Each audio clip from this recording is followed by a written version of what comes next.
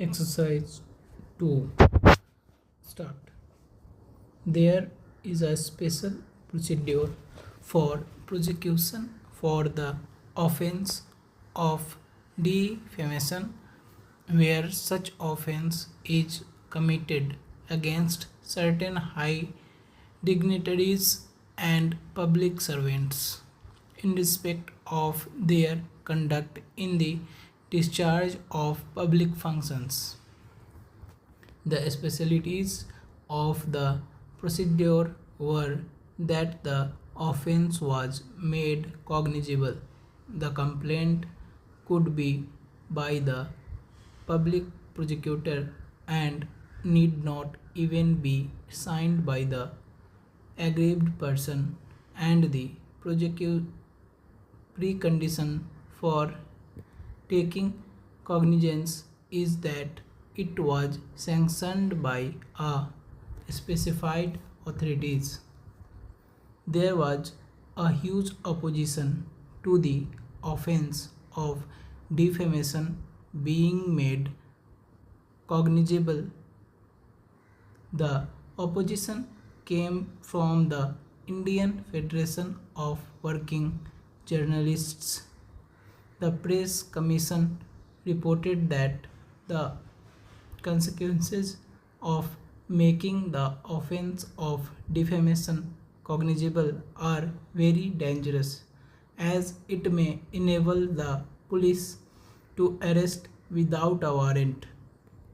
After expressing the above apprehension, the Press Commission recommended that a procedure may be devised so as to strike a balance between those two considerations.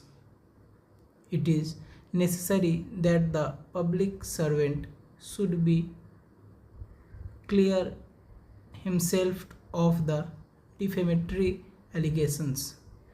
According to the 41st report of the Law Commission, the Joint Committee agreed that the offense of defamation against the President, Governor, or Raj Pramukh of a state, minister, or other public servant should not be made cognizable. It brings in the public prosecutor, who is expected to make the complaint made with the government's approval and to conduct the trial before the Court of Sessions. It puts the whole weight of the government against the accused. This intervention of the state can be justified only on the ground that the government has an interest in prosecuting its reputation when it is likely to be tarnished if an attack on its employees goes unchallenged, or in other words, the defamation has caused appreciable injury to the state. Commission opined that government servants can seek permission of the government and approach the courts for vindicating their official conduct.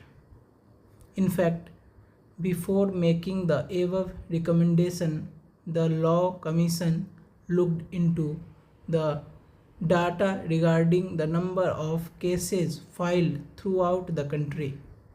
In the case of defamation of other public servant, the ordinary provisions of section 198 should be enough. The right of a party aggrieved by publication of a defamatory statement to proceed under section 198 is not derogated by the enactment of another provision. It is an additional provision and not intended to take away the right of a person aggrieved even if he belongs to the specified classes and the offense is in respect of his conduct in the discharge of his public functions. The correct position appears to be that the remedies available to the aggrieved person under the two provisions are not mutually exclusive but are parallel to each other and dependent to each other. Where the aggrieved person and the government concerned have decided to proceed, it is clear that the complaint need not comply with the condition laid down in section 198.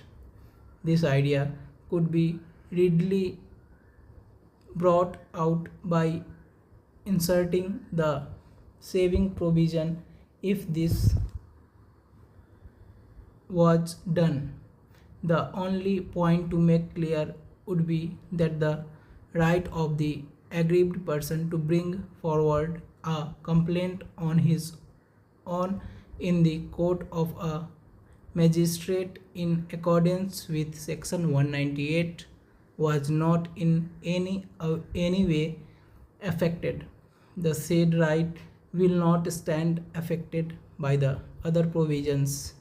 The primary object was to provide a machinery enabling government to step in to maintain confidence in the purity of administration when high dignitaries and other public servants are wrongly defamed.